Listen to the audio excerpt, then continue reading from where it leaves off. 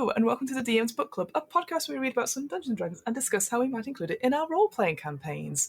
Back again for round 2 of Rangers is my co-host Hamilton. Hamilton, how are you? I'm good. How are you? I'm good. I'm warm. I'm very warm. The basement's actually really nice and cool. It's always Yeah.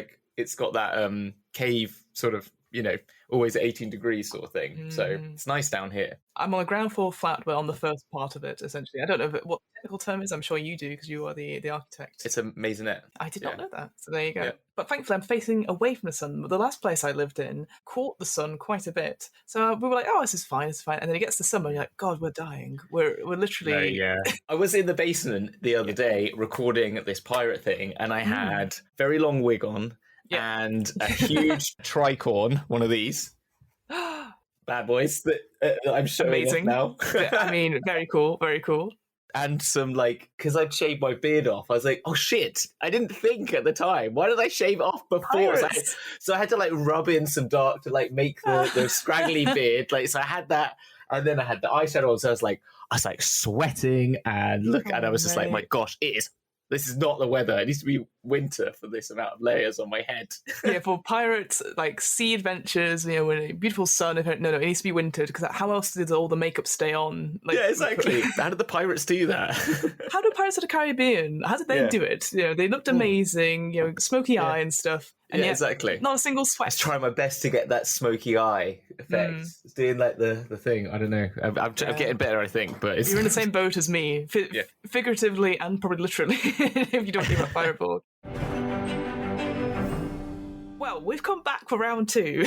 We didn't get enough of a beating last week. So last time we looked, obviously, the main class of the Ranger, and the 2 that was provided in the player's handbook. So that was the Beastmaster and the Hunter. And we talked for a long time about it and how we felt.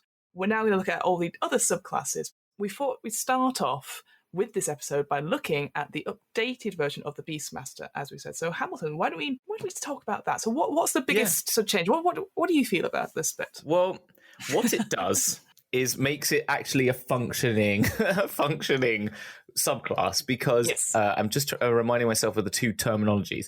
So in the original Beastmaster, it is called a Ranger's Companion. Yes. So then it came out in sort of Unearthed Arcana, but then it's been sort of formalised officially in Tasha's Cauldron of Everything. Yeah. And I think they see it as an optional feature. That's what they call it, yeah. Which I think everyone's gone, this is not optional, it's better. But it's the Primal Companion, this one. Yes. And what is great about it as well is, we were talking about last week, is that the original one had CR ratings that related to the level that you could have. So it was a challenge rating quarter or lower, and you add your professional awareness, and it doesn't it's very much build it from something original. I think we're all much more happier with the new format of... Yes. I don't want to speak for you, but I'm much more happy, definitely, for the new way that they're running beasts and monsters in D&D. And I think the new stat block way works.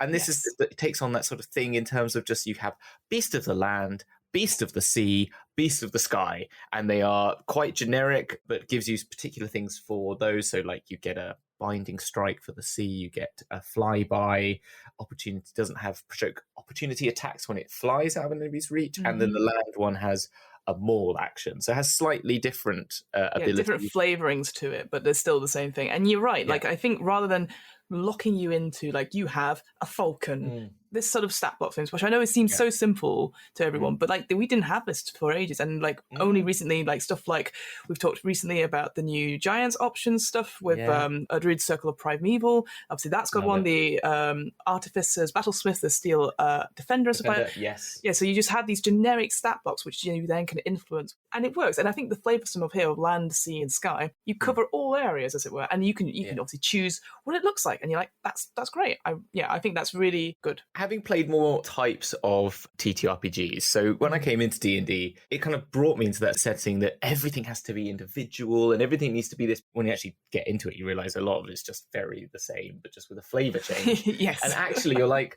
well, what's the bloody point?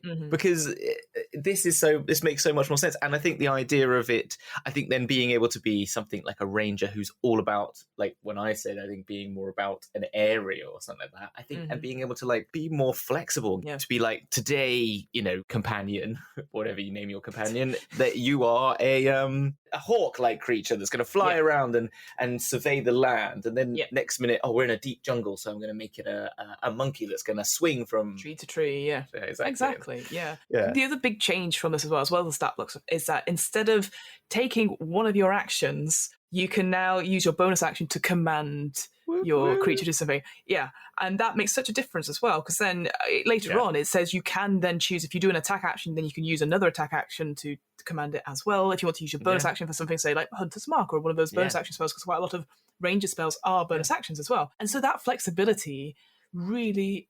it's so helpful. It's so needed, because the ranger just is actually, that's the one thing they're lacking so much of, because they just get so tunneled a little bit, and so I think it's really good. The last thing that I noticed is that, so when your creature dies, if you've been careless enough, your poor beast dies, there's actually different ways to bring it back now. So if it's died within the last hour, you can use an action to touch it and expend a spell slot of level 1 or higher, and it returns to life after 1 minute with all its hit points restored. Perfect. Compared to, if it dies, you wait 8 hours for another one to appear.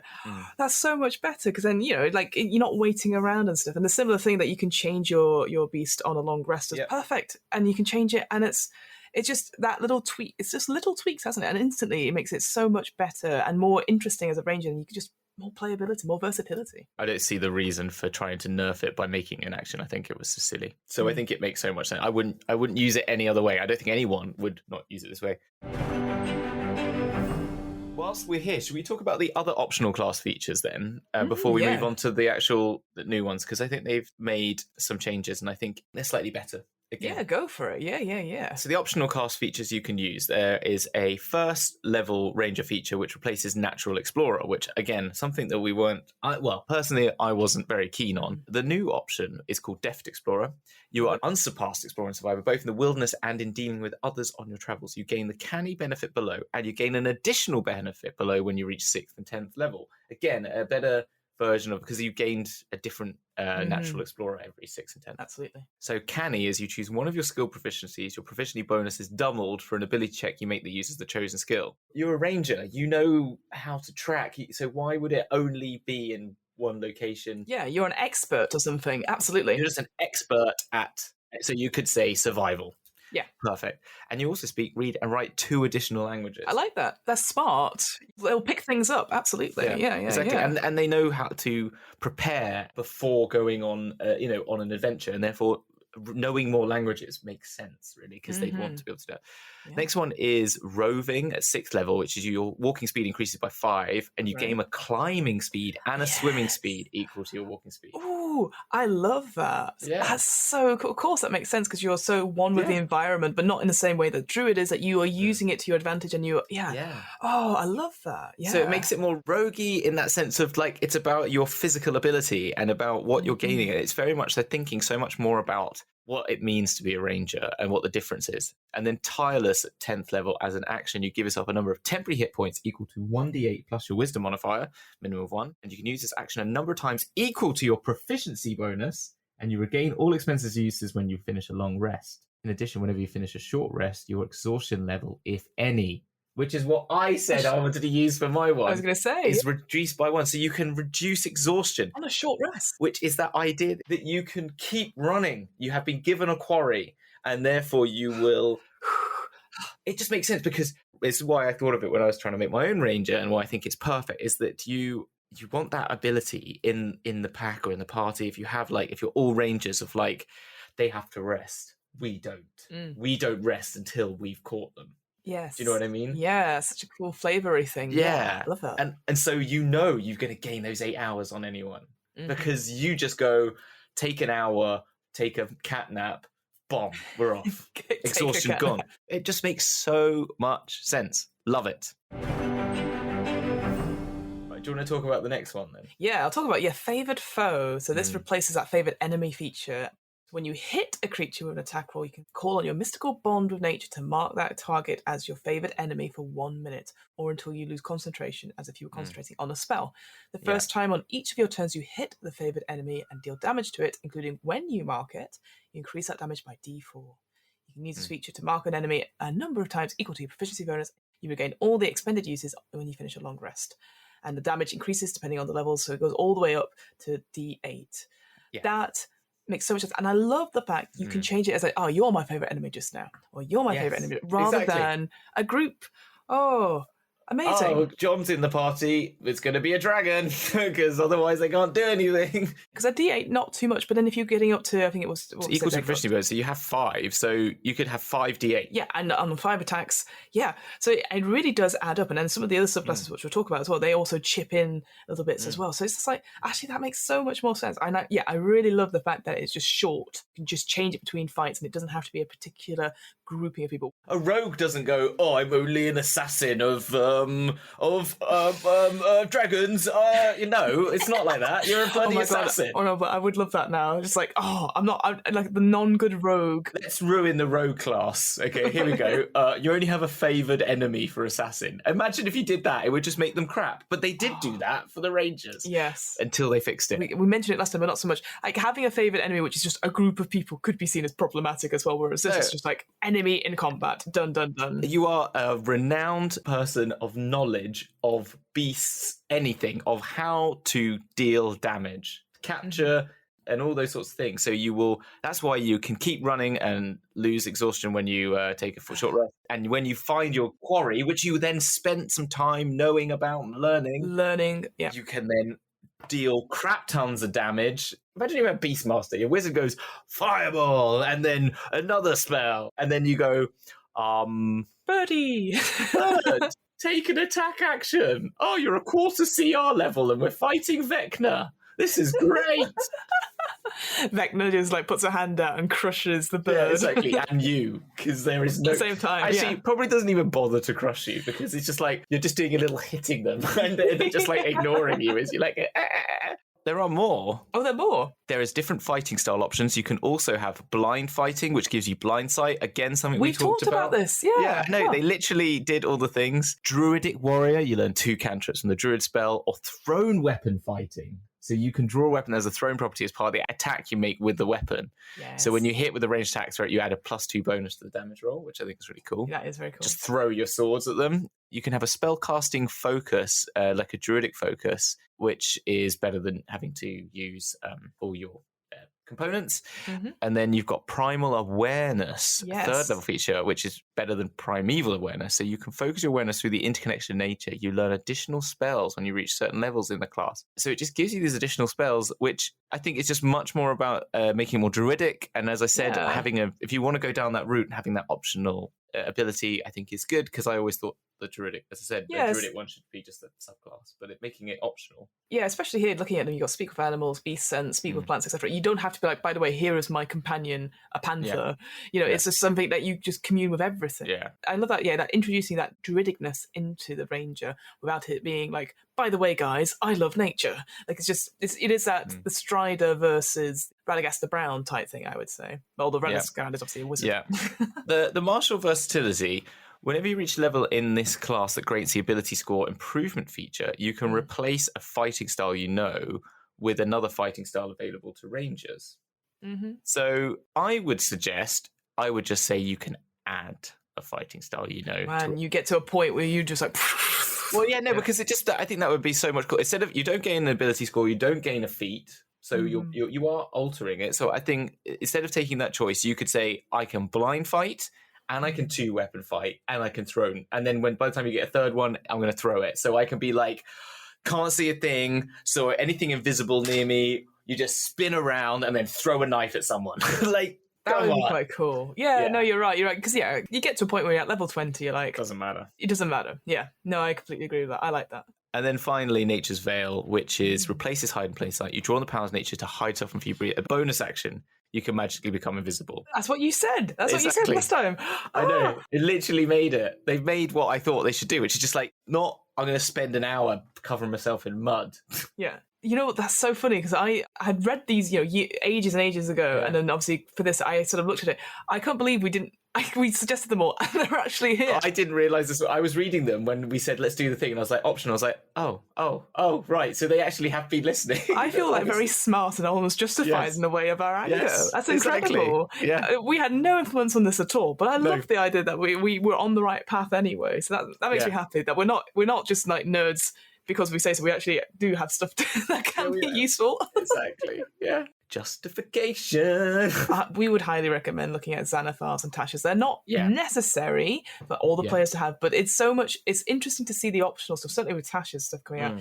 And it gives you just another way to play. If anyone came to my table and said, I want to play a ranger, I'd be like, or said, like, I'm interested in the rogue type, but I want to be more rangery, but I don't like the ranger, I'd say, let's have a look at it, and let's look at it with the alternate options. And I think you'll find that you've got a lot more going for you. So then, Fiona, you mentioned Xanathar's Guide to Everything. I did. A good book, actually, generally. I quite enjoyed it. It was one of the first ones out. It's the first one I bought outside of the core 3. Yes, so Xanathar introduced 3 subclasses for the Ranger. We've got the Gloomstalker, the Horizon Walker, and the Monster Slayer. Each of them slightly different, obviously, because they're subclasses, but I quite like them. So let's look at the Gloomstalker first. Fiona favourite. So Gloomstalkers are at home in the darkest places, deep under earth, in gloomy alleyways, in primeval forests, and wherever else the light dims. Ooh, spooky! I instantly think of like film noir with like lampposts, and underneath is a Gloomstalker. Gloomstalker ventures boldly into the darkness, seeking to ambush threats before they can reach the broader world. More often, these rangers are found in the Underdark, where they will go any place where evil lurks in the shadows. Oh, yes, absolutely.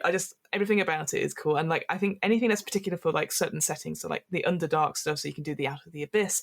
I can imagine doing anything with demons and devils. Strahd, absolutely, but like even like the Abyss going there, I think this could work really well. This sort of subclass could work really well for that. I think so, and you get some fun, funky features, basically. First off, like with all these subclasses, I will say you always get magic at level 3, and I quite like these particular spells. Again, all the spells for these subclasses are flavoured and really sort of hone in, maybe compared to previous subclasses we've talked about. So we've got stuff like Disguise Self, Rope Trick, Fear, Greater Invisibility, and Seeming. I love Rope Seeming. Trick, the most stupid, amazing thing that I never get over how much I love the idea of someone going, oh, we need to make like a little like hidey place. Okay, so a rope falls out of a hole in the sky and you just climb up it. Like, what? Yeah, I decided that you just put it up and you go, there. And then you go, all right, climb up and pull it up. And then we're done. We're in a little demiplane. I think it's such a cool little thing. But my issue is that if it was something that did in real life, which I appreciate, this is not real life, I wouldn't be able to get up the rope ladder because I just have no upper body strength. So I'm going to have to, someone's going to have to push me up. Amazing. Like, oh, I love it. The hilarity of like, just like, yeah. The other 2 features you get at level 3, you get Dread Ambusher and Umbral Sight. Say it like, Dread Ambusher. Oh, sorry, you got to have Dread Ambusher, Umbral Sight. Umbral Sight, Iron Mind, Stalker's Flurry. You think it could be Fury or something? Fury, but Stalker's it's like just now thinking of a McFlurry, but a very dark one with black M&Ms only or something like that. The goth ice cream, so it's all black. And then Shadowy Dodge. Shadowy Dodge. That's a shadowy dodge. Yeah, all these are beautifully flavoured. So they're going back to the Dread Ambusher. Yeah. You are the master of the art of ambush. You give yourself a bonus to your initiative rolls equal to your wisdom modifier. Love it. Like the rogue, you get a little bit quicker. At the start of each of your turns, your walking speed increases by 10, which lasts to the end of that turn. So again, you could be like, run, get into position.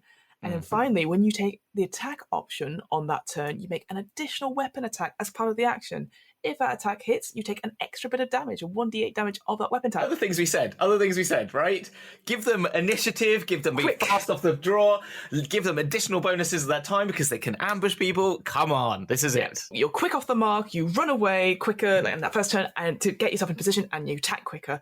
Yeah, Dread Ambusher, what a great thing. And at level 3 as well, so you're equally adding to that thing. Imagine if you've got like a fighter, the rogue there as well, We're going to have so many comments on our first part going, by the way, they do all the stuff you say.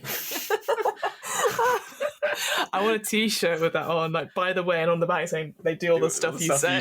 It rhymes. I'm writing that down. Merch. By the way, they do all the stuff you say. Umbral Sight, another one at level 3. You gain dark vision out to a range of 60 feet. That's cool. Level 3, that's great. Yeah. But if you already have dark vision because of your lineage, that range increases by 30 feet. Yeah.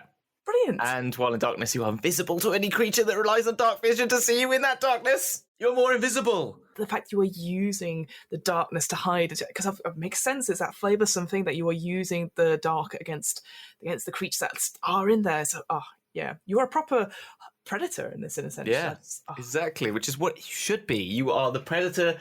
This is why I wanted them to, when I was trying to make my Wolverine, it's like he is the predator who is the good person. You know, like I am the knight. He's Batman. You know, I have to be the knight to fight the knight. You know, like it's like, come on. Oh, absolutely. See, I'm so much more excited. Now. I know. Level 7, we got Iron Mind. You have honed your ability to resist the mind-altering powers of your prey. You gain proficiency in wisdom saving throws, but if you already have this proficiency, you gain it in either intelligence or charisma, your choice. Yes. Oh, that's good. That's amazing. That's good. That's really good. Like, I think more often than not, you will have proficiency in it through something, through probably your lineage, or I don't know if they get it already, but it's just one of those things. You're like, that's cool that you can choose. I love that. Makes so much sense. You wouldn't be going up to the cephalopod that's going to do the funny prismatic pattern or whatever it is. Yeah. You're not going to get caught by it because you know it's coming. You're like, I know this trick because you're so quick off the mark as well. Yeah. Absolutely. And then Stalker's Flurry. We've got, you learn... It should so be Stalker's Fury, I'm sorry. I do think it's maybe a typo perhaps, but whatever. You learn to attack with such unexpected speed that you can turn a miss into another strike. Once on each of your turns, when you miss with a weapon attack, you can just make another weapon attack as part of the same action. Get advantage on your attacks. It's pretty good. But it's even better because it's not even like advantage you have to waste. It is just like, you've done it, I've hit, I didn't hit, you don't even have to know. You know, it's not like, oh, you need to use it beforehand. It's like, I've missed, I'll roll again. Yeah. I think the only thing is that as long as you remember that, because it's something that I would completely forget. But I would just always be like, I have advantage on every roll now, basically, when I want to attack. That's what you've got. And it's like... It's once on each of your turns, that's the only thing. Yeah, so but I have advantage on my first attack. Sure. Oh, no, it's not. I have advantage if I miss. So it's kind of actually like I attack the first one. So it's not only on your first attack. It's good. Once on each of your turns, yeah. The last one, Shadowy Dodge. You can dodge in unforeseen ways with wisps of supernatural shadow around you. Whenever a creature makes an attack roll against you and doesn't have advantage on the roll, you can just use your reaction to impose disadvantage on it. You must use this feature before you know the outcome of the attack roll. I mean, as your reaction, that's cool. I like that. You know it's coming, you're just like, sod it, I'm just going to do it. I think that's such a cool little, such a little thing, but I think that just makes it. And so, Gloomstalker, what a cool class. So cool. You can be a little bit like, is it Night Stalker who does the poofing in... From X-Men, yes. Yeah, exactly. So you can just be like, out the way as they attack you, and then you reform again, and then you go, aha! Nope. Yeah, it's so good. It just makes it fun. It makes it fun to be a ranger. Yeah, you know what? That is it. The Gloomstalker is fun. Yeah, it is the Batman, isn't it? It is the Nightcrawler. Yeah. It is that sort of leaning into that sort of film noir-esque, but you don't have to be like full on, I am the Knight. Yeah, but exactly. If you did, it's so much fun. Next one is Horizon Walkers. I played with Horizon Walker in our campaigns, and they are so good. So this idea that they guard the world against threats that originate from other planes or that seek to ravage the mortal plane with otherworldly magic. So instantly, the thing that comes to my mind is the Hawkeye of the Avengers, but possibly slightly cooler. Hawkeye with a bit of magic and sort of just like jumping in and out of the planes. Exactly, just making their way through. So they seek out planar portals and keep watch over them, venturing into the inner planes and the outer planes as needed to pursue their foes. See, I was hoping, when I read this in Xanathars, I was thinking, come on, Planescape's coming back, because they brought out Horizon Walker, they're going to do more planar stuff, and they've gone down the sort of multiverse thing, but I know there was Avernus, but I feel they'd be great in an Avernus campaign. It works really well with that, or an Out of the Abyss campaign, because of both those sort of relationships. Let's talk about it. So obviously you get magic at level 3. Yep. You get spells such as protection from good and evil. Makes sense. Misty Step, that makes sense as well. Yes. Haste, I love Haste. Haste is such a great spell, especially not to even cast on yourself, but to cast on other people, to buff up other people. Putting on a barbarian is always a great trick. Yeah, or a exactly. fighter. 15 attacks. Rogue. Yeah, exactly. Rogues. Oh my gosh. Yeah. Perfect. Banishment is such a great spell. Makes so much sense. When it pops off, you're like, oh god, great, nobody attack her. And then finally teleportation spell at level 17, which is again really, really cool. At level 3 as well, you get detect portal. You gain the ability to magically sense the presence of a planar portal. So you detect the distance and direction of the closest planar portal to you within 1 mile. Once you use it, you can't use it again to a short or long rest. This is a classic. Used to have this in, if you were a planar being in Planescape, you all gain the feature initially. If you are a plane, as in natural to the planes, you gain this feature of being able to detect portals naturally. So this is something that would make sense in a Planescape campaign to give you that ability. Planar Warrior, as a bonus action, you get to draw on the energy of the multiverse to augment your attacks by choosing one creature you see within 30 feet. Next time you hit that creature with a weapon attack, all damage dealt by the attack becomes force damage. Yep. Amazing. And the creature takes an extra 1d8 from the attack, force damage. When you reach the 11th level, this is an additional 2d8. Now, force damage is really good because not many things are at all. I can't even think of anything off the top of my head that is immune to force damage. Like lower level players might get used to it. It's like a wand of magic missiles would be the one where it always hits a sort of thing. So yeah, it's very hard unless you have like an actual magic item that like does something to it. So yeah, no, there's not really any natural resistances. Does it not then make all your attacks magical? All damage dealt by that attack becomes force damage. Does that make it magical? I don't know. I assume because not. In my mind, okay, fine. Because you're drawing on the energy of the multiverse, so I'd assume it is. Because I'd see it is like your blade. I'd make it like you got a lightsaber, because like force damage. Yeah. You're right. Yeah, your weapons turn into the lightsaber for like 1 round as a bonus action as well. Yeah, so that's cool. So every turn you use it as a bonus action. That's great. Ethereal Step at level 7. You learn to step through the ethereal plane. As a bonus action, you can cast the spell Etherealness without spending a spell slot. But it ends at the end of your current turn. So you see, what's cool about it is that you can just, because you're quite speedy as well, you just go into the ethereal plane, go through people if you're in a corridor or anything like that, get to the other side or hide somewhere, and then you know, come back, and then you're ready for the next turn. Your next turn you can pop out and shoot people or fight people or anything like that. Makes you think of Ghost Walk a little bit. It does, yeah, absolutely. Yeah. And that's a short and long rest one as well. And that's about right, I think, actually, because you don't want to be using that all the time. 11th level Distance Strike. You gain the ability to pass between the planes in the blink of an eye. Everyone loves that. You take the attack action. You can teleport up to 10 feet before each attack to an unoccupied space you can see. If you attack at least 2 different creatures in this action, you can make 1 additional attack with it against a 3rd creature. So you can go... We had a fight recently where the NPC got to use that ability. Honestly, it was the coolest thing we've ever seen. And it's not like, it's just, you do this. Yeah. So you can do it over and over and over again.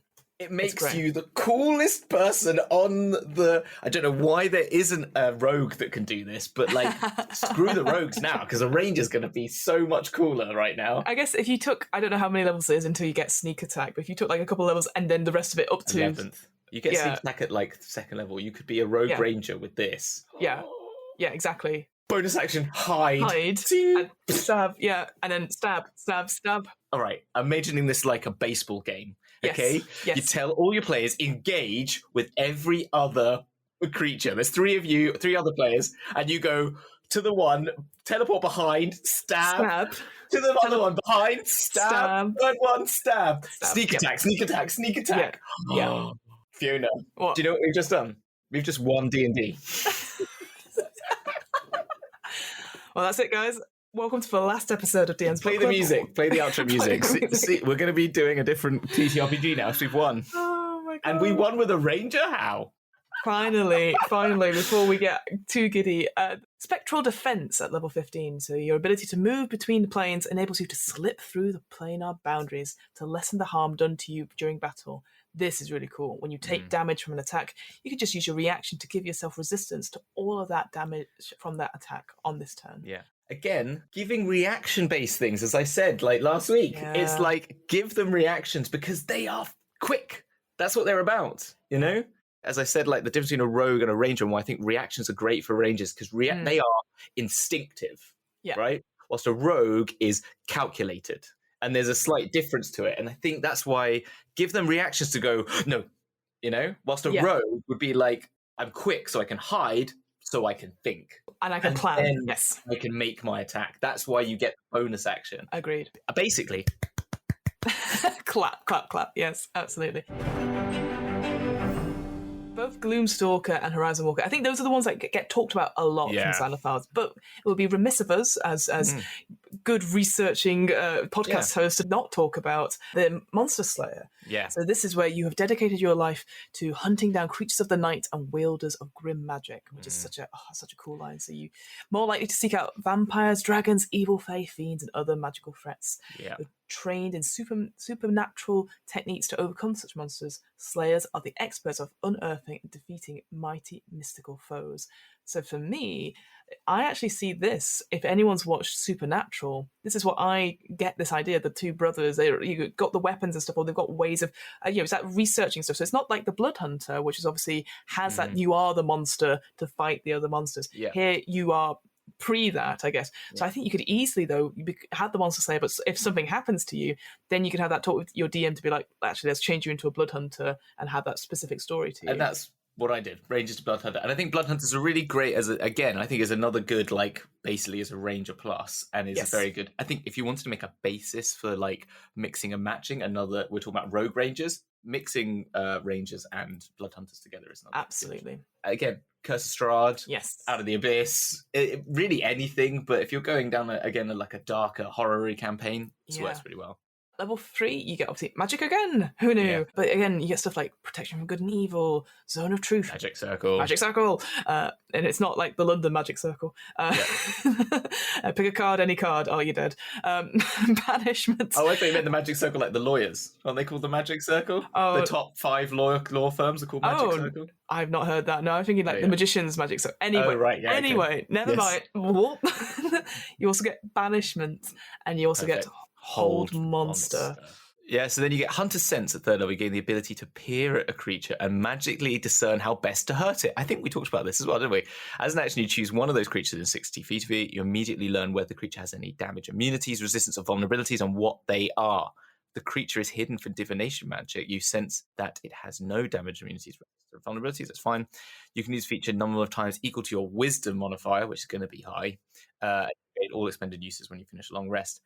I think the only thing that needs is the next bit. The Slayer's Prey thing on top of that. So I think that's cool. It makes sense. You can just look at it and go, right, fire. It's immune to it. Let's not use that. And you can tell the rest of your party. It's a cool little bit. It's that one up on the natural enemy sort of thing. Yeah, favoured foe. But I think making it a bonus action would be better. I think making it an action is a bit high, so I would probably adjust that personally. I guess my question is, and this is over the actual vocab here, so it says it has any damage, immunities, resistances, or vulnerabilities. You're not making the choice. Like, does it have any damage, immunities? It's just like you immediately learn all 3 things. Right, because I wasn't sure if you as a DM had to pick which one they find. You just learn everything about them in that regard. I do think it should be a bonus action. Yes. Because they do that with the Slayer's Prey, which I think is what we were talking about, being able to add damage by using your bonus action, by you read the creature and then you can make an attack that adds an extra 1d6. Yeah, you think you'd put them together. So you can focus your on one foe, increasing the harm when you inflict on it. So bonus action, designate one creature you see within 60 feet of you.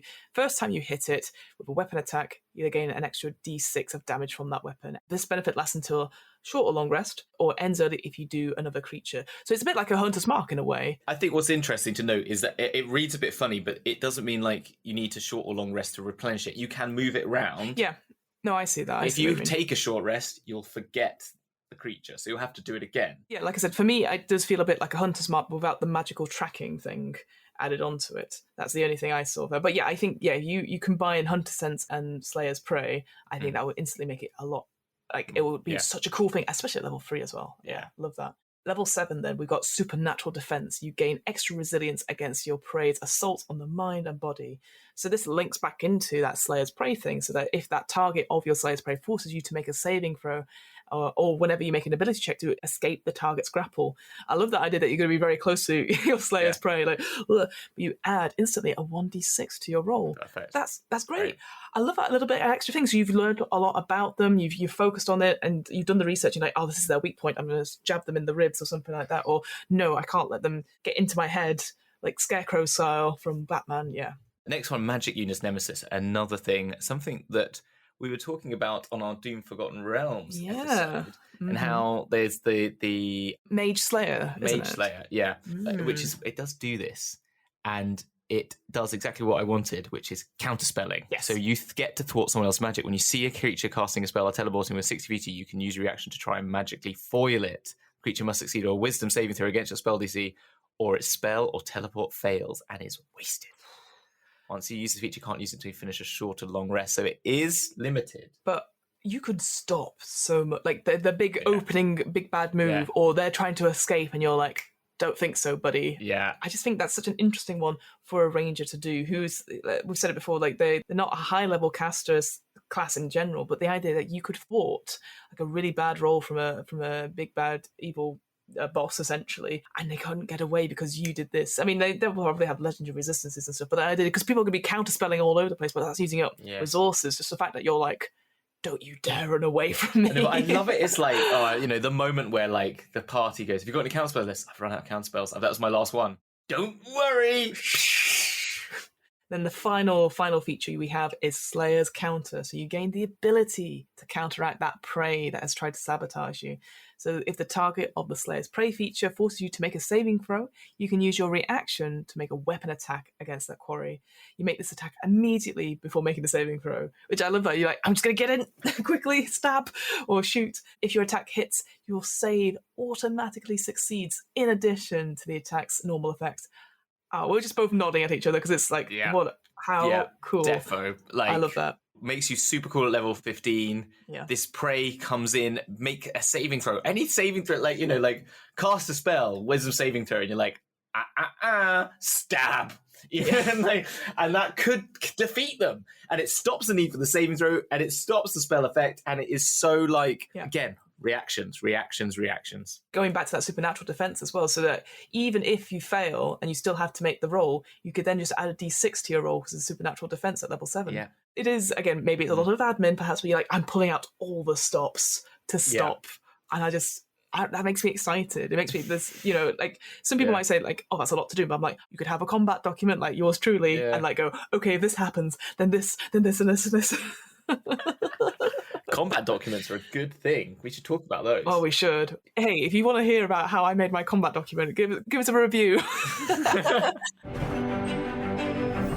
All right, we've done all the Xanathar's Guide to Everything subclasses. We'll move on then to Tasha's Cauldron of Everything. So we have 2 ones here. Obviously, thanks to you for pointing out the optional stuff as well, so that's good. Yep. But we've got 2 subclasses here. We've got the Fey Wanderer, and we've got the... I've just completely forgotten what it is. Swarmkeeper. Wow, my brain is coming out of my ears. But so, again, 2 very different subclasses, 2 different flavours of subclasses. And I think with the Fey Wanderer one, if we look at that first, that one's an interesting one because obviously with stuff like Wild Beyond the Witchlight, these domains of delight coming out, it's really tying into that Feywild stuff, which is one of our favourites. We talk about it all the time. This idea that a Fey mystique surrounds you thanks to the boon of an archfey, a shining fruit that you ate from a talking tree, the magic spring you swam in, or some other auspicious event. However you acquired your fey magic, you are now a Fey Wanderer, a ranger who represents both the mortal and Fey realms. How cool is that? I love that. The next bit is even better. As you wander the multiverse, your joyful laughter brightens the hearts of the downtrodden, and your martial prowess strikes terror in your foes. For great is the mirth of the Fey, and dreadful is their fury. Oh, look at that line. Yeah, literally, chef's kiss. The whole thing, amazing. I would love to see a party that had a Gloomstalker and also a Fey Wanderer together. Yeah. And they are like basically an odd couple, but also they work together because one's like super lovely and light and happy, like Feywild, also gets very, very angry, and the other one is like, I'm a goth. No, the darkness. But the goth one like picks flowers and makes little daisy chains out of them in secret. Here is a bouquet for you. Yes. What's interesting with this one, it starts off actually, before it gets into the magic stuff, it talks off with something called Dreadful Strikes at level 3. So you can augment your weapon strikes with mind-scarring magic drawn from the gloomy hollows of the Feywild, which is a bit different to obviously the gloomy, stalkery stuff. When you hit a creature with a weapon, you can deal an extra d4 psychic damage to the target. which you can only take it once per turn. That's the target itself, which makes sense. The extra damage then increases by the time you get to level 11, which is a d6. But hey, every little helps. I love that. And I think not many creatures, like certainly early on, are resistant or immune to psychic damage. So that's a nice little tidbit, I think. I think it's cool. But I think when you've got the Planar Warrior one, you gain 1d8 force, and then it goes up to 2d8 on 11th. It feels like this is a lot less. I don't quite know why. I haven't put enough into it, but I think... No, you're right. I guess it'd be nice if it went up a little bit more. Like if it had like another level, it goes all the way up to like 1d8. It feels like a 1d6 psychic damage then goes up to 1d8 would feel more what I'd go for, but maybe it's not balanced enough. But it did feel like you do get the otherworldly glamour, but yes. I think that wouldn't overpower it. I always feel like, when you get to a certain level, it's like, an extra d6. Oh, make it 2d6, make it 3d6. Why not? Like, it doesn't matter. Yeah. Magic that you get at level 3. So again, all very flavoursome Feywild stuff, Fey stuff in general, Charm Person, Misty Step again, Dispel Magic, Dimension Door, and of course, Mislead. I love a good Mislead. Misty Step as well. I love how Misty Step, you can look at it as like Misty Step, like, oh, magic dust, poof. And then you got Misty Step, which is like, ooh, shadow, bye. It's really flavoursome, Misty Step. I love it. Yeah, it's a good word for it as well, because it both could be misty or misty. Like there's two ways it could be. That's all. You also get something now. I'm going to say this. This is a flavoursome thing, but you also get a Feywild gift from this table, or you can determine it randomly and stuff. So you get stuff like butterflies flutter around you when you're taking a short or long rest, which I would love it if you were like a grumpy person. You're like, oh, bugger off, trying to get rid of them. Yeah, like flowers sprout from your hair each dawn, which again is like, oh, for God's sake, take it off the flower ground. The one I'm a bit like, ugh, is that you faintly smell of cinnamon, lavender, nutmeg, or another comforting herb or spice. Like a baker. I think it was pixies or fairy. I must be fairies. The lineage we got in an Unearthed Arcana, where one of the things was like, you smell of brownies. Yeah, you weren't enjoying the Feywild generally because you smell of food. You didn't like the smell stuff of it. But I think that's kind of what it's going to be sickly sweet, isn't it? Whoa. It's like, I don't know, Hamilton, if you ever took part in the cinnamon challenge, but that's put me off cinnamon pretty much for life. I love cinnamon, so it's one of my favourite. The cinnamon challenge, I'll say, for context, but also, no, oh God, no. Oh, right, okay. No, you just take like a spoonful of cinnamon, like a full spoonful of it, and try and eat it. Of course, it makes you like react because it's obviously very, very strong. Anyway, don't do it at home, folks, and certainly don't snort it. Don't do what Hamilton says. Don't listen to me, basically. Oh my God. Going God. up to wasabi and chucking up their nose. So I thought it was the same as that. Don't do that as well. Don't do that either. Look, this is the point in the podcast where we're like, don't do this at home. Literally, the whole doctors will always say, don't shove stuff up your nose. Like it's literally a bad idea.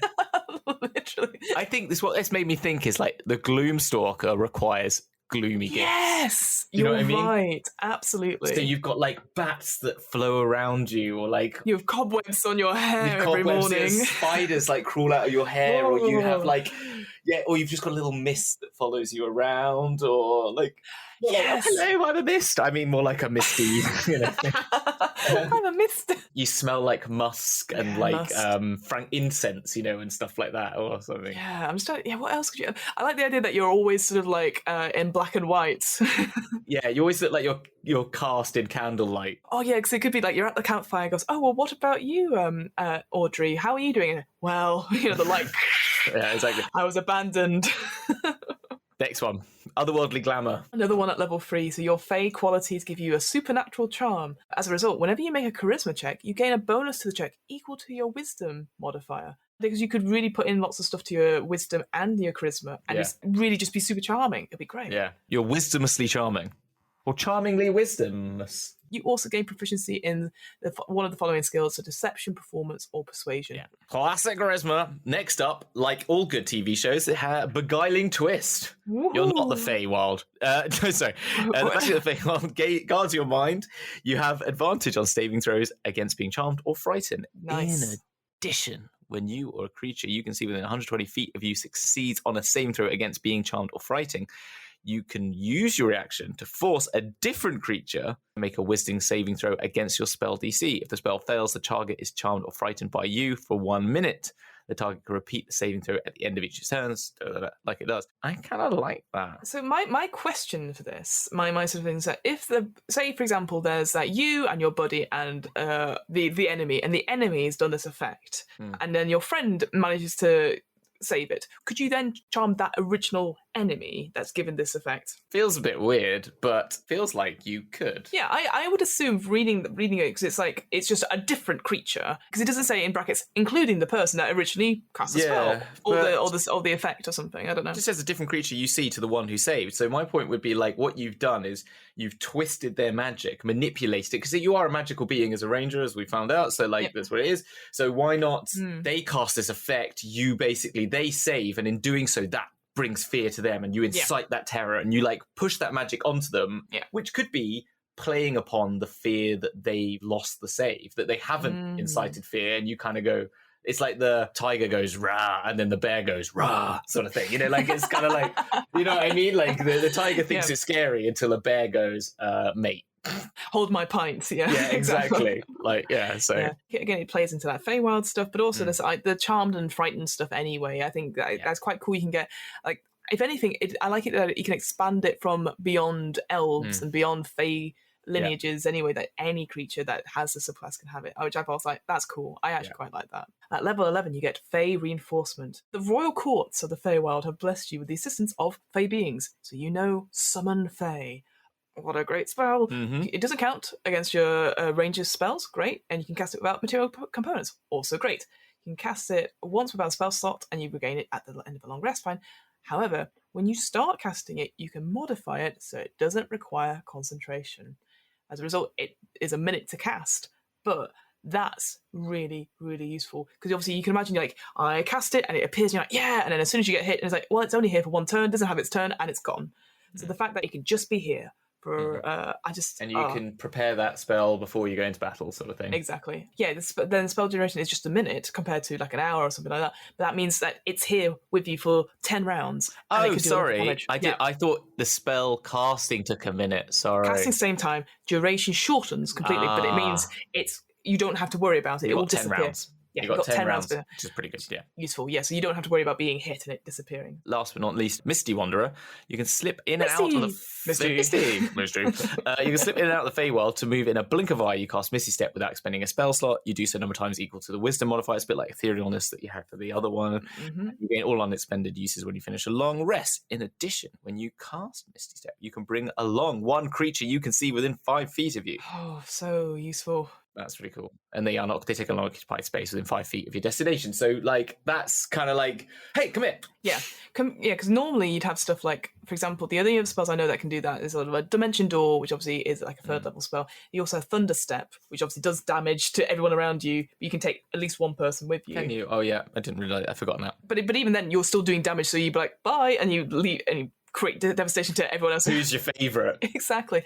But obviously Misty Step, that one has always been a solo, so the fact that you can take someone with you, that's why for me I'm like, okay, it justifies it being a bit of a higher level, because obviously beforehand, yes, most people would get it at an earlier level. This makes sense that you can take someone with you to maneuver them around the battlefield. If the rogue is going next or anything like that and they can't get to the place, you can boop, you're with me, and pop them next to the monster or the big bad. So yeah, really like that. All right, well then the next one, the second and last one from Tasha's, is the Swarm Keeper. Yes. So this one feels a lot like a Druid Circle of the Spores one, which I think is also in Tasha's as well. It is, yeah. So compared to the beautiful Feywild or the sort of the mercurial nature of it, you're now okay, we're going back to the environment, but this time it's bugs. Hello. Hello. I like beetles, me. That's a gross overgeneralization. I apologise, but it's this idea that you have connection with something that is called a swarm of nature spirits, and they become a potent force in battle, as well as helpful company for the ranger. And what I liked about this, in the little description it talks about, is that the swarm keepers could either be outcasts or hermits because they want to keep to themselves, and the swarms to themselves because they don't want to, be a burden on other people, going, oh, that weird person with the bugs. But at the same time, you could also have it that they enjoy building communities and they work together, and it's actually seen as a as a positive thing. So I quite like that you can have both sides of it as well, which I like the Golgari. Like the Golgari, yeah, where you're I don't know if they're good. And Golgari from Ravnica. The Golgari Swarm. But I also like the very flavoursome bit that it gives about it. And I think this goes more to the way D&D's going, but it's the Swarmkeeper Swarm of spells are reflections of their bond.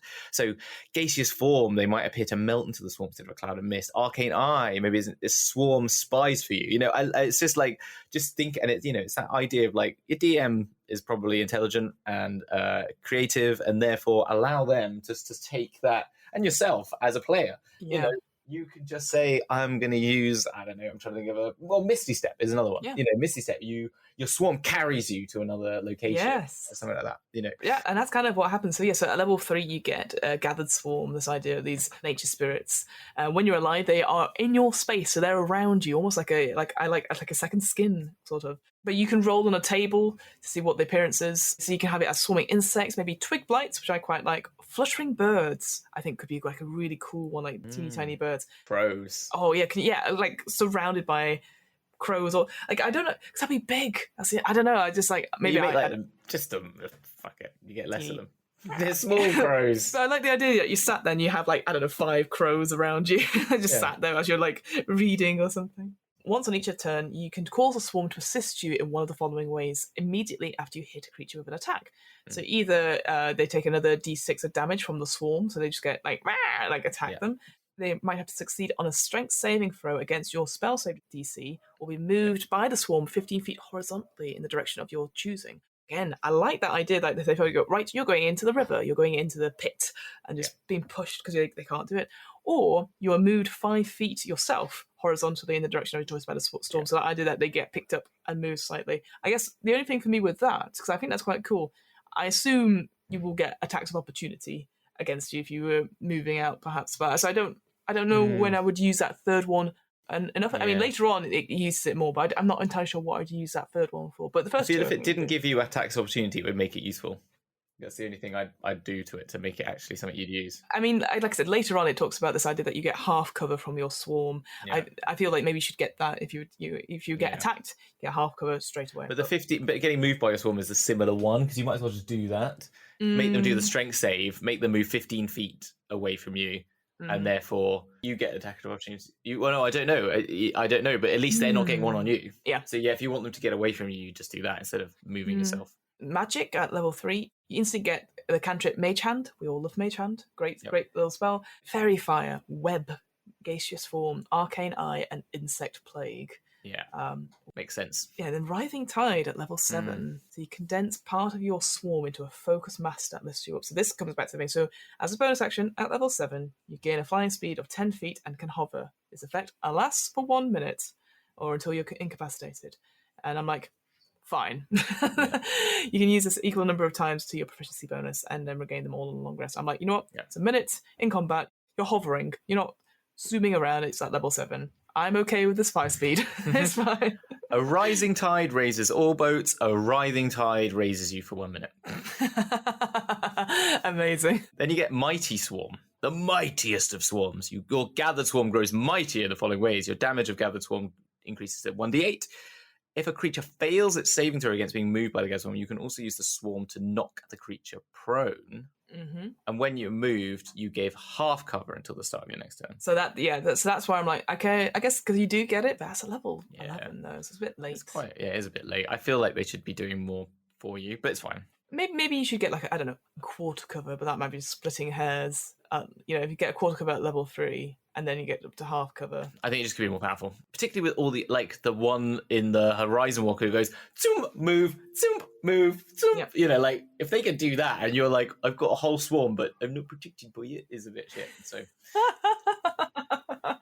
swarming dispersal, you can discorporate into your swarm, avoiding danger. When you take damage, you can use reaction to give yourself resistance to that damage. You vanish into your swarm and then teleport to an unoccupied space you can see within 30 feet of you, where you would reappear within the swarm. I like this one because you could be right in the middle of the action and then you're, oh no, too close. And then the fact that you get half that damage and then you move 30 feet as well. Really good. I just feel like it could be earlier. I think they could have made, I don't know. I feel like you could have just had that as like at 11th level, it goes up from the gathering storm, given this at 11th, and then maybe given you some sort of invisibility thing, which would have been like your swarm just, I don't know, they could split them up possibly. So you could do the teleport one. Yeah, have it across the battlefield that you could go to two. Yeah. And then maybe the other one is an invisibility one in your swarm, or your swarm, and gain some additional bonuses. I guess because the swarm itself is not like compared to like your ranger companion or like in the Drake Warden we're going to talk about. They don't go away from you. It's in your space. Yeah, but I feel like they could give you like the blur effect. Do you know what I mean? Like blur. Yes. Like so there's like a disadvantage to hit you. Which could be just 11th level one even, and then you gain something additional. I don't know. I agree. Actually, yeah, no, it makes sense. Like, I really like the idea of it. I think it's very cool. Like you said, there's something missing. It's not my favourite, that's all I'm going to say, Swarmkeeper. I think it just lacks... It goes back to... It feels a bit old school rangery. Not enough to it in terms of just like mechanically, and... Whilst I think flavour-wise, yes, fun, but I'd much rather play like a Spores Druid or something like that if I was going to go down that sort of... I agree. I like the concept. Needs a bit of work, I think.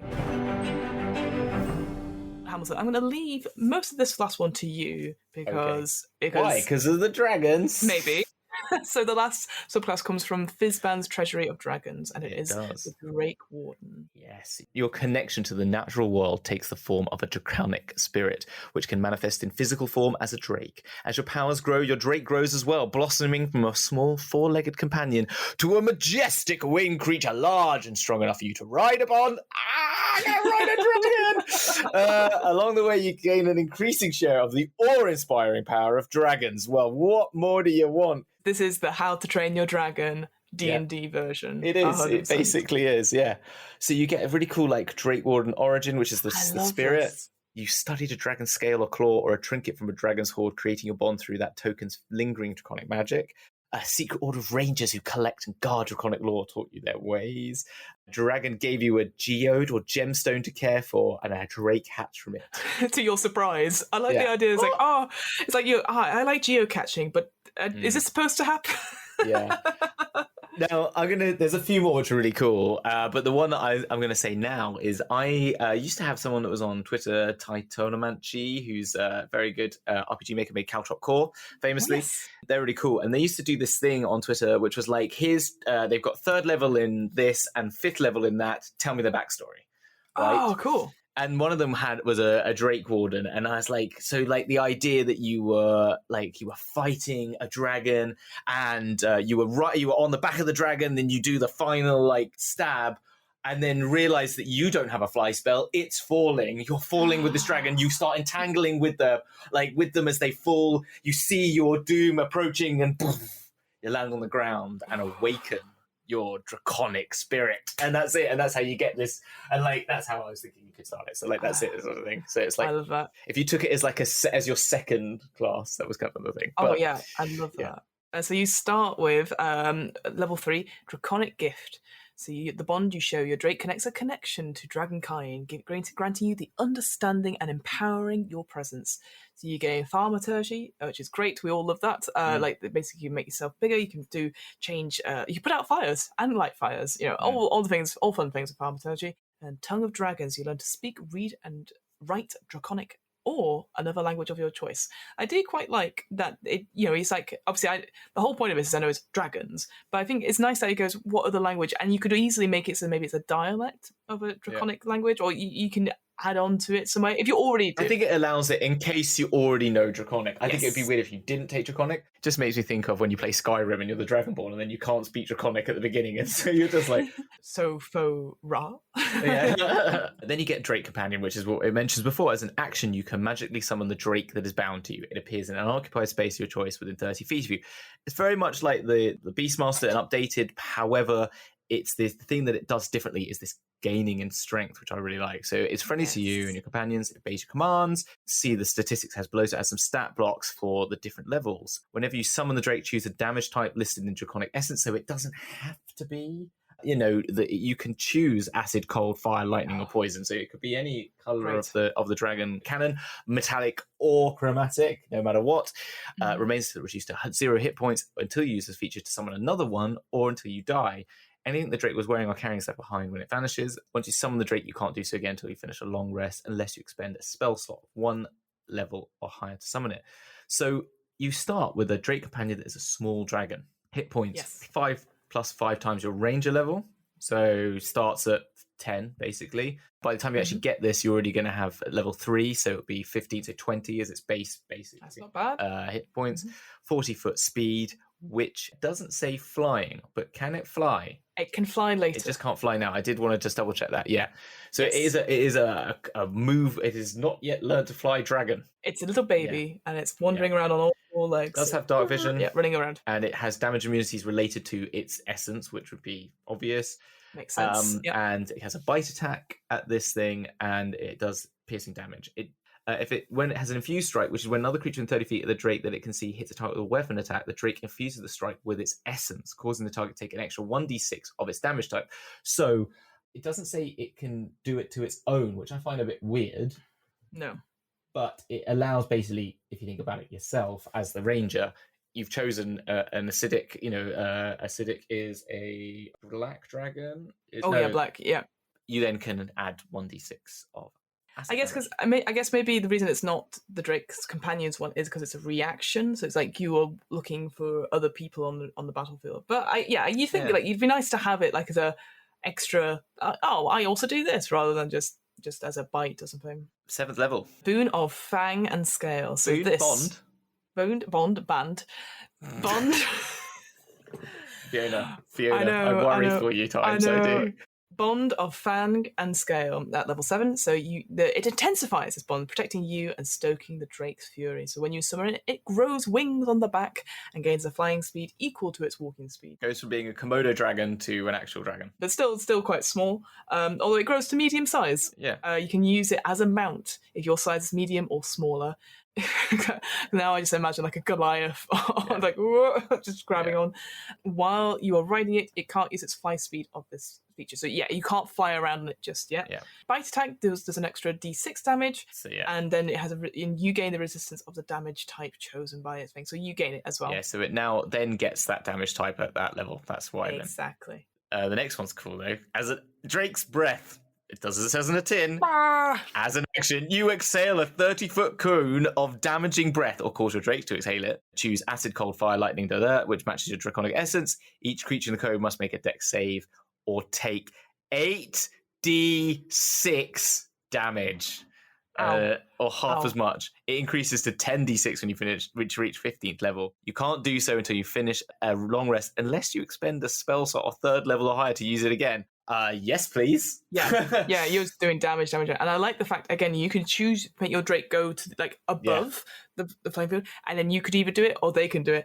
And like you said, you choose your choice of what the breath is, but it doesn't have to match that Drake's draconic essence. So they could be like I don't know, like an ice dragon or whatever, and you're like, I'm going to do fire instead. Oh, it doesn't have to manage your Drake's. Oh, sorry, I didn't notice that. Sorry. Yes, it doesn't have to. So I'm going to fire and ice them. Exactly. If only you were a bard, and then it would be a song of fire and ice. No. What is the final feature we've got for this? Affected bond. Your bond to your Drake reaches the pinnacle of its power. While your Drake is summoned, you and the Drake gain the following benefits. Empowered Bite, you now get 2d6 of that draconic essence added to its bite attack. You gain a large Drake. Its large size, when you ride your Drake, is no longer prohibited from flying. Woo! So you can basically fly on a dragon whilst you breathe fire and it breathes fire.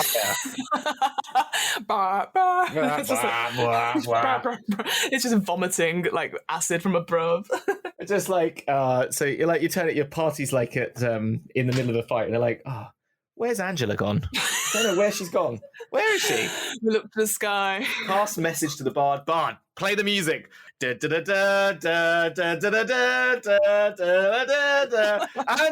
arrives. I love the fact that all of our rangers have really boring names. Angela, Gary, Steve. And you also gain one more feature, reflexive resistance. When either you or the Drake takes damage while you're within 30 feet of each other, you can use your reaction to give yourself or the Drake resistance that instance of damage. You can use your action number of times equal to your efficiency bonus, and you regain them all on a long rest. What a cool fucking subclass. It is a cool subclass. I still think the Horizon Walker is the one I would go for because I think it's cool. I would just like to have someone in the party that is one. Do you know what I mean? Like, I don't want to be one myself. No, I don't want it. But if Angela can come, that's great. If Angela can have, because it also doesn't say that I can't go on ride. It says, it just, when you ride your Drake, I'm sure I can ride it as well as Horizon Walker. I love that idea. Like I don't want to look. Like, you are frightened of being on the dragon. They're like, no, it's fine. Yeah, but I'd like the idea that Angela's riding around on the Drake and you're the Horizon Walker and you do your stab on the back of a dragon, stab, just for the fun of it. Just one of them is on the back of the dragon, just to be like, hey, just jumping around. So you could tell these 6 subclasses for the Ranger. Yes, they expand on so much from that original one, and actually it makes me so excited. Like you said, that you want to play the Horizon Walker. I 100% want to play the Gloomstalker. Yeah, really tap into those essences, and they just feel really well. This is this archetype. This is this archetype. This is this archetype, and I'm just like, yes. And I like the fact that it's so different to what we had before, which was the Hunter, generic sort of Hunter one, which was like, did a lot of damage, and then the Beast Master, which was like okay, but took a lot away from you. Here you've got all these flavors and themes, which you can, like you said, put into different things. Like you could put the Horizon Walker into your Planescape settings, but you could also put them into your Averna settings and all that sort of thing. So each of them have their, again, guess their home setting, but I can imagine you having so much fun trying to put them into other settings and how they would deal with monsters from a different plane. And if I could jump into an 11th level campaign with Distant Strike as a Horizon Walker, I'd do that now. I think if someone said, we're going to do like a level 11, level 15 thing, I would. The next one I want to try now is that. This was a good choice, and I'm glad we split it up to spend a bit more time on it, because I think, again, like I said, when we started this, I was like, Rangers seem rubbish, and then I'm like, no, it's the subclasses that make it. It really is. I still think things could be better. Of course. My hindsight thing is like, get rid of the magic, add the Hunter to the space class, and then be Horizon Walker. I think would be super cool. I think it would be great. Well, Hamilton, thank you so much, as always, for talking to me about D&D stuff. Yeah. We finished all the DM's Book Club episodes. Where else can we find your work? Where else can we listen to you doing stuff? What are you up to? If you haven't already caught it, you can catch our podcast, The Dragon's Duel, like Shattered Realm, which is on hiatus, so you can get to a number of them, and then there's a break. But I'm doing lots of other fun things. Morkborg is like so close to being there. Like, it will be out. It might even be out by the time this is out. Yes. It's Theatre Macabre if you want to search for it. I'm making a pirate thing at the moment. What was the description we had? There's 2 descriptions we had for it. One of them is, I will read them as someone put it in our chat after we did one episode. It was, the one I came up with is, it's basically like injecting a concoction of rocket fuel and Nando's extra hot sauce directly into your retinas, is what it will be like. Amazing. The other one was I hope we get sponsored by Nando's now. Yes, exactly. I don't think we got much achieved, but it was a heck of a lot of fun. And that is basically what it was. I think you should aim for that with all your RPGs games. It's like, we didn't achieve much, but we had a lot of fun. That's what you pretty much my Twitter bio by now. But basically, we're doing the James Bond-esque, like, ending the last adventure to intro us into the new adventure, and we've got sentient monkey, sentient rats acting as a devil and god for another character, whilst we've got Frankie from our Shattered Realm as some of their backstory, so there's a link to that.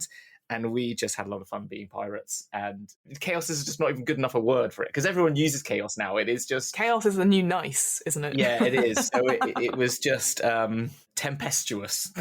A great sea-worthy word, I think. Yeah, there you go. But yeah, and then I've got some fun Bowie stuff happening, which... I just can't even believe some of the I got some cool shit. Like, who knows when it is now, but like when you told me about it, I was like, oh my god, amazing. So we just both had a bit of a moment together, which is great. I love those moments. I soon will be able to announce more about that, but you'll be able to find, if you just follow my Twitter, which is @TheDragonDM, you will just see I'll be posting all that stuff there. However, when is it? What is it? Where is it? How is it? Why is it, Fiona? Yes. Who am I? I am Fiona. What am I? I am a podcast host with the most, and I do other things as well. Where am I? I'm so glad you asked. Welcome. I am the host of What Am I Rolling, a twice monthly RPG one-shot podcast, aka where, as always, it is going very, very well.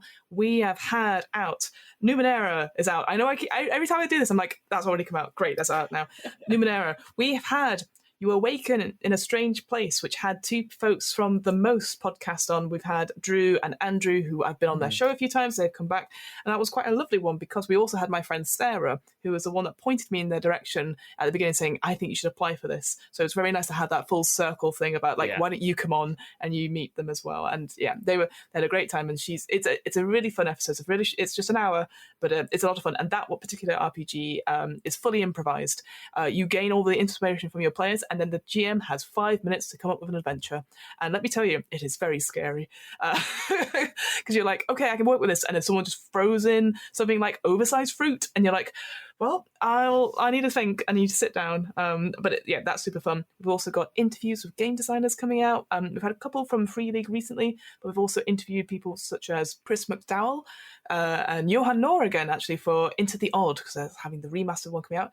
We've also got interviews currently scheduled, but hopefully by the time this is out, they'll also be recorded and coming out, or already out, with the game designer behind the new supplement for Vassan, which is this Nordic folklore RPG, which is a great RPG. I really like it. It's so much fun. Think about it as like your Call of Cthulhu, but not as much horror, and definitely more fairy folk something. And you can really, if you've got a certain folklore around your area, you can really dig into it. So it could be more mystery. I like to think of it as a crossover between Call of Cthulhu, maybe some City of Mist, but if it was set in the 1800s. Oh, I like that. Finally, organised an interview with the writer behind the Alien RPG, which I am super hyped, because then I can tell him, well, not that he'd want to know, but I can tell him that I really enjoyed running his game at a convention, and I felt amazing. So, and just that idea of talking to somebody who's obviously had to create a whole RPG from such a popular branded thing, and like what's the process for that and stuff. Which makes me super excited for their Blade Runner one, because they did so well with Alien that it is such a